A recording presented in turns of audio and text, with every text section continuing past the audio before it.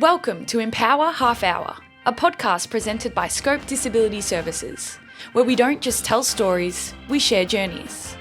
Journeys of resilience, belonging, and thriving in a world where we believe in inclusivity and accessibility.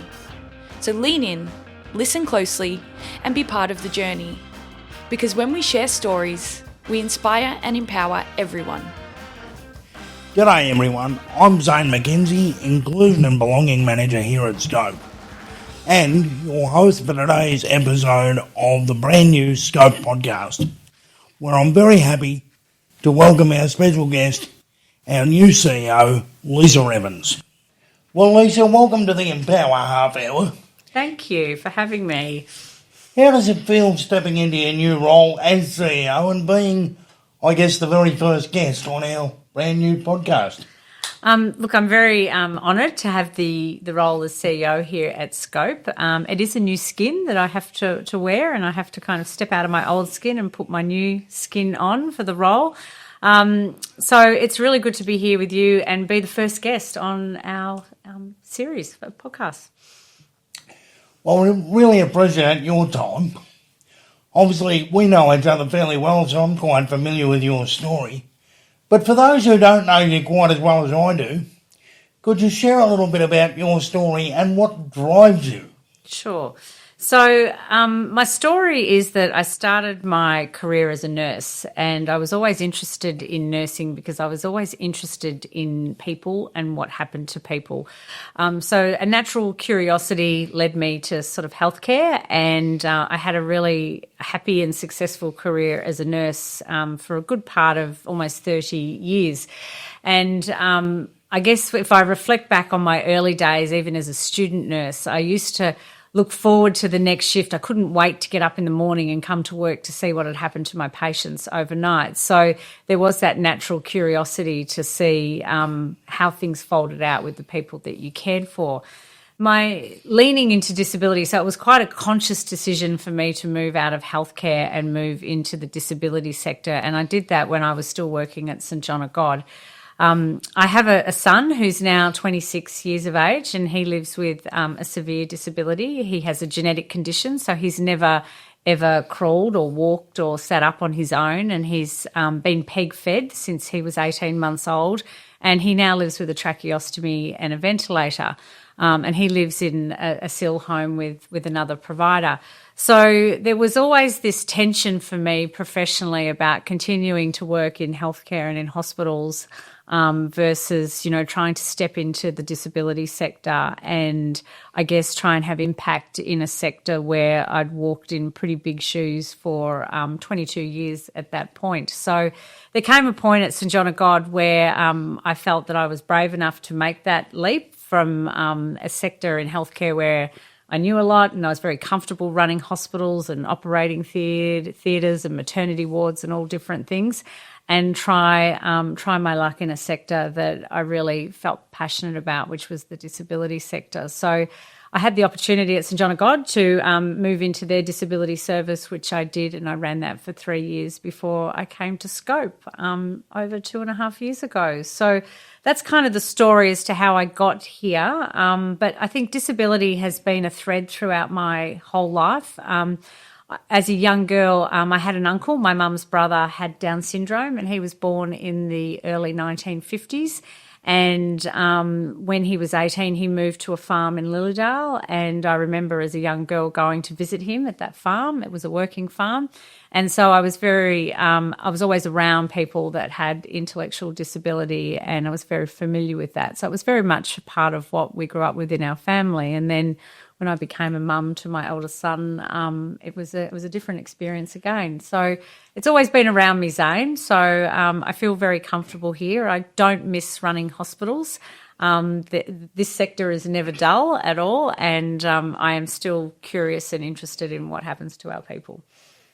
Yeah, no, I think you're absolutely right in the fact that our sector is never dull. So essentially, you've moved from, I guess, nursing to disability, and you're now the CEO of a very large disability organisation, probably the largest, I think, that I'm aware of in our sector. It is the largest. What has that journey taught you personally? Look, it's taught me you're never too old to learn, ever, ever, ever. There's always something to learn every day. I think the thing that sticks with me is that your principles remain the same. It's just that you have to be agile and adjust them to different structures and different systems and different funding regimes. You should never, ever underestimate the politics of what's going on around you at every level, that they're really important. And it's really important to have one eye on what's happening externally as well as your feet on the ground internally and being really across what we're doing. It's taught me it's a huge dose of it's really important to be authentic and to be your true self and to never, ever get too far removed away from the front line and what it is that we're actually here to do. And I know that connection to the front line is really important to you, which probably ties in really nicely, I think, with the next question I was going to ask you, which is when you think about Scope's vision as an organisation, Yep. how do you see that coming to life for us on a day-to-day basis? So my vision for Scope is that the clients that decide to purchase our services and live with us live their best lives, and that the staff that come and work for us do the same, and that they come to work feeling empowered to do their best job every single day. And that when somebody who works for Scope, however long they stay working for us, and it's always my hope that it's a long time, is that not only do they grow professionally, but they also grow personally, and that being part of your work at Scope becomes part of your identity. Because I really believe when that happens, our clients get the best out of us. So we're here obviously on the Empower Half Hour, but in fact we want to empower our people 24/7, essentially. So that's why this podcast and the name of it is so relevant, I think, for us as an organisation. What does, though, empowerment mean to you, both as a leader, obviously as a CEO, but then also for the people that we support? I mean, you spoke before about living our best lives. What does that look like if you are a client of Scope? So it's never, ever lost on me, and it has been reminded to me by many of our clients that I've spoken to in my time here at Scope, that we're here to support them in their life, that it's not their job. Okay, so if you hear that and you let that sort of resonate a bit, we're here to support them in their life. They don't get a choice. You know, it's everything. Okay, they don't get to take leave from their life. They don't get to go home and have a weekend and have a break or a lunch break like we do at work. It's their life. So that is really, really important, and that should resonate really, really deeply with every single staff member here at Scope. And we should be really acutely aware of the role that we all play and how that impacts that front line and that bottom line. So we should all have a really deep understanding and a deep belief in the work that we do and where that needs to translate to in the people that we support. So that's kind of the foundational piece. And that sits really deeply with me and resonates with me in every decision that we do and in every piece of work that we do here at Scope. And it's my vision that it is that for everybody else as well. The thing that really resonates with me about what you just said, Lisa, is that our clients, unlike us as employees, don't get to have a day off. And I experience that in my day-to-day life. Obviously, as a person with disability, you don't get to have a day off from all of the complications that creates. So to be able to live our best lives as people with disability, and to know that I work for an organisation that has that vision for people with disability is what keeps me here. And I think that really personal connection that you have spoken about already, it must really resonate strongly with you as well. Yeah, look, it does. And I think, there's pieces to that. And I think our clients have to fundamentally feel safe, okay? That is a non-negotiable. They have to feel safe in the support that they receive, and they need to feel that they are supported to have choice and control in their life and to live the lives that they choose every day. They must feel safe. They must feel supported. They must be supported by staff that are trained in their needs and can competently provide that level of support. But they must be able to do more than that as well. They must be able to bring joy to each day and support people to do things that they want to do and to have events and things to look forward to. You and I look forward to our footy for most of the year. And if that's something that our clients want to do and they want to go and experience that, then they should be supported to be able to do that as well. It's really important that those things are part of what we do. I think what you're really speaking to there, Lisa, is the importance of, in supporting our clients, really seeing and understanding and embracing the whole person. Absolutely. And I guess to that theme, what's something that people might be a little bit surprised to learn about you? I don't think I'm too surprising. I think I'm a pretty basic package, to be really honest. And I think outside work, I'm a mum to 3 wonderful young men. One of them I've spoken about, and the other 2 still live with me. They're 21 and 19. I'm a wife. I'm a daughter to my mum. I'm a sister, and I'm a friend to many. So I try and divvy myself up in all those different directions. Oh, and I'm an owner to a beautiful Labrador as well. So, I guess outside work, I have all of those other roles that make me me. And so my downtime outside work is pretty much shopping, washing, cleaning, and managing my family and all the responsibilities that I have within it. So there's nothing too surprising about me. I do love my footy, and in winter I go to all of the Hawthorn games. I'm a Hawthorn supporter, so you and I have some clash and some rub there, Zane, with your loyalty to the Cats down in Geelong. But I enjoy that little banter and that rub that we have. So I do go to the football during the year. I will always say yes to the party. I always turn up. I think it's really important that you do say yes to things that you're asked to, because if you start saying no, people stop asking. So it's always been my mantra that you turn up. And usually I'm always better off for turning up and going that extra mile. But my time outside work is pretty much what a lot of women my age would be that have all of those responsibilities that I do. So, yeah. So you go from being, I guess, the CEO of the largest disability service provider in Australia to doing all of those other things you mentioned and having those responsibilities as a wife and a mother and yes, all of those things. What about when you get those rare moments of time for yourself? Yep.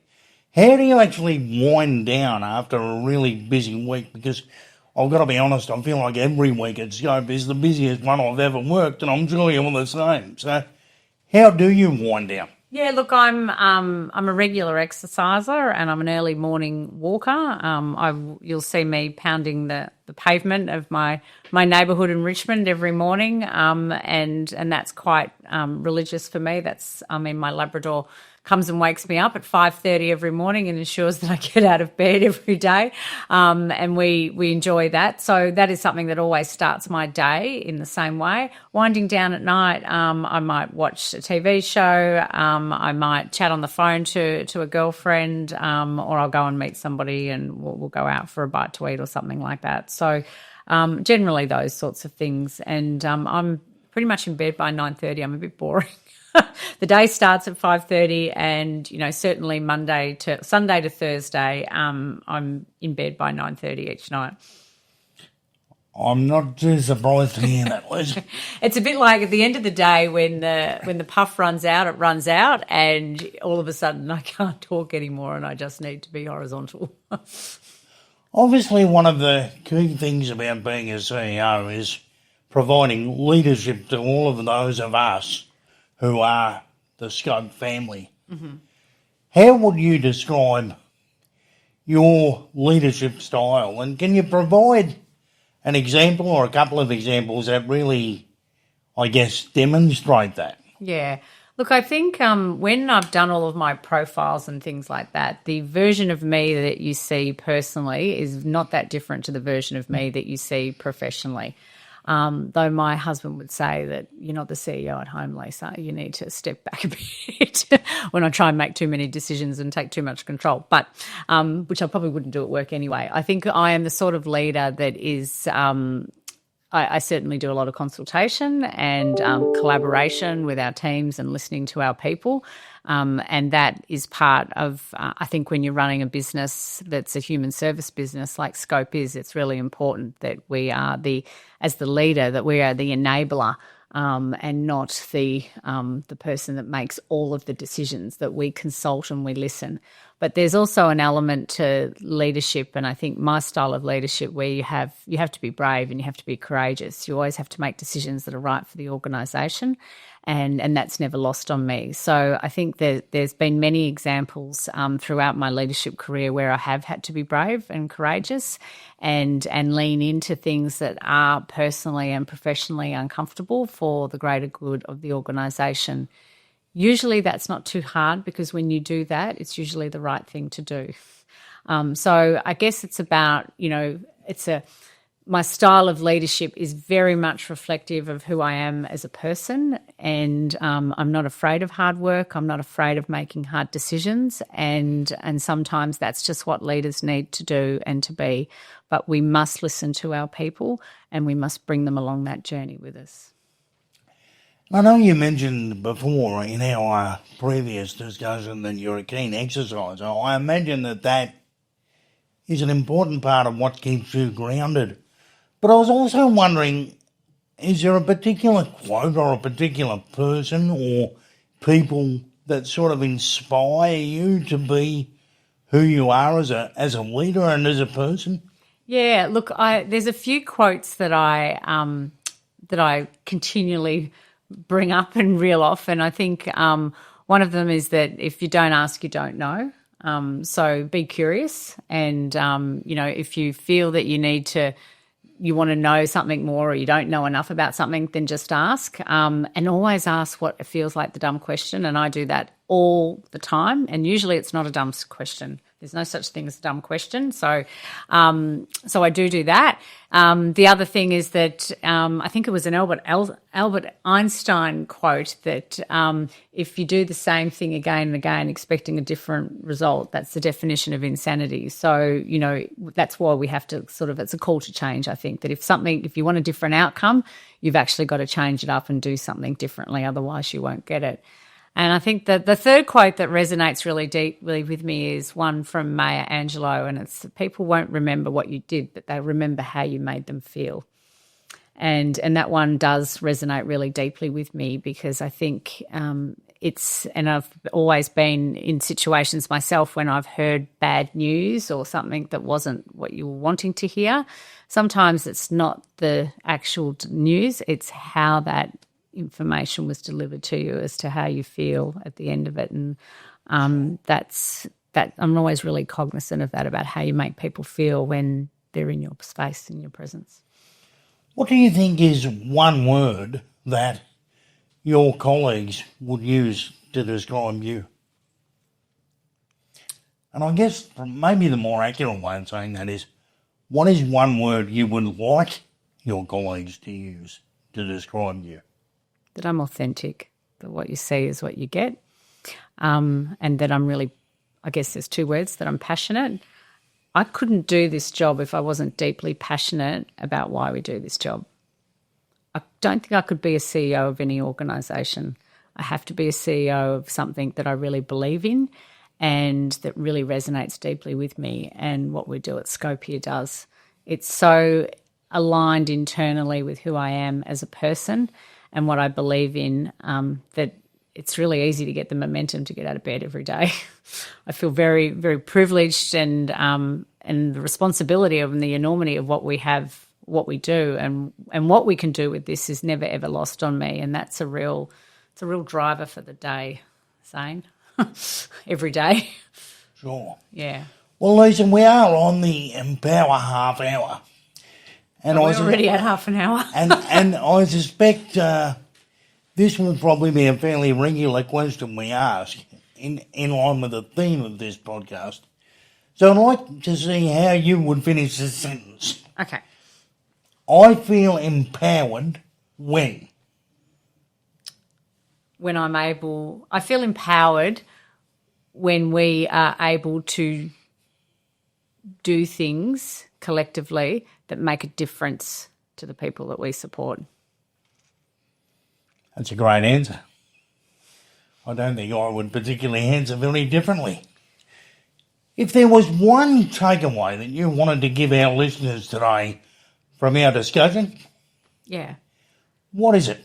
What is it? Look, I think together here at Scope, we have this enormous opportunity to make a big difference, not just to the clients that we support at Scope currently, but the future clients of Scope.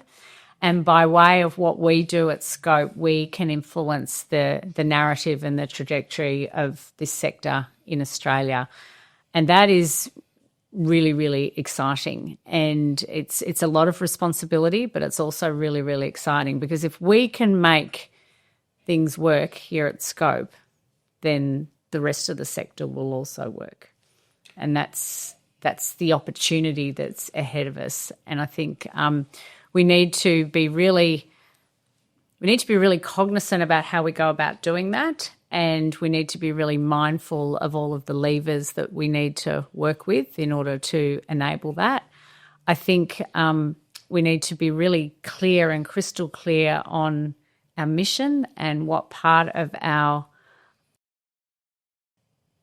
resources we devote to mission versus what we devote to operations. So I guess what I mean by that is that we have to be operationally efficient in terms of how we run our business, so that the money that we have left over we can spend and choose to spend really, really wisely, so that it has greater impact on Australians that live with a disability. So that's the right opportunity that we've got. It's also the challenge that we have as well. Lisa, as we've been sitting here having this conversation, it occurs to me that Scope, a couple of years ago, turned 75 years old. Yes. And we are a very different organisation now to what we were when we started.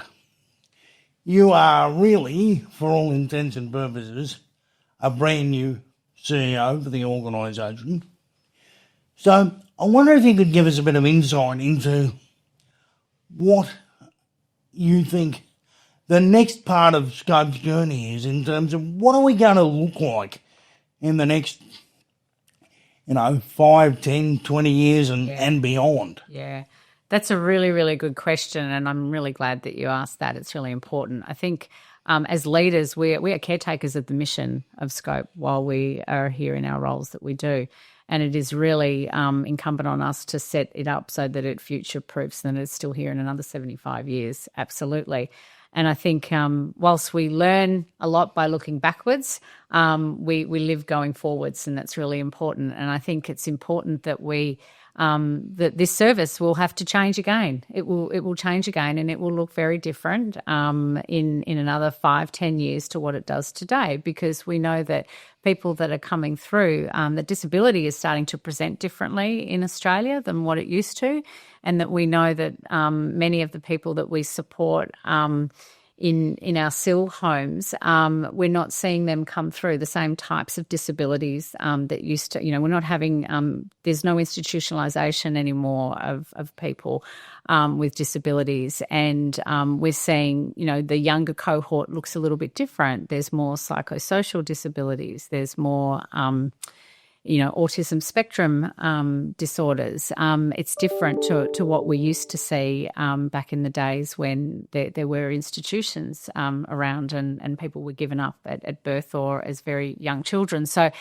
our service offerings need to change and need to bend and flex to meet what the demand is going to be going forward. And that's quite exciting as well. So I think that going forward, our offerings need to look different, and that we need to my vision is that, when you have a child who's in their teens and moving through high school, that you're looking onto organisations like Scope and going, I want to be part of that. And I'm looking forward to my son or daughter finishing school because I see a whole world for them that I couldn't have imagined otherwise. And that's what we want to be offering. You want to see pathways for people where they're still engaged in community and they're still making friends and they're still having things to look forward to, but they're not de-skilling. They're acquiring more skills. They're perhaps entering the workforce or studying in some way, and that there's offerings in housing that meet their needs so that they can live outside their family and be independent and live the lives that they want. And all of that looks different. The people that are coming through that are 18, 19 now have grown up on the NDIS in Australia,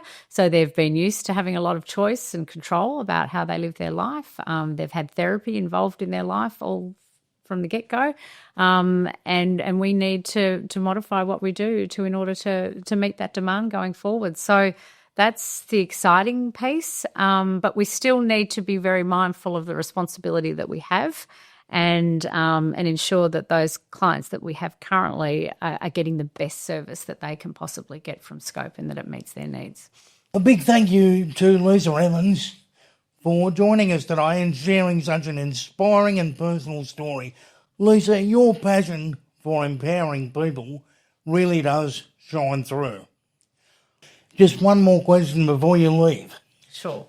Can the Hawks go a couple of steps further in 2026? Oh, absolutely. We'll be winning a preliminary final and then we'll be winning a grand final, and I'm so certain about that. I want to thank everyone for listening to the very first Empower Half Hour by Scope. We'll see you next time for the next instalment of Inspiring Stories. Thanks for joining us on Empower Half Hour, a podcast by Scope Disability Services. We'll see you next time with another inspiring journey. Until then, take care and don't forget to like, share and subscribe. To discover more about Scope, visit scopeaust.org.au. That's scopeaust.org.au.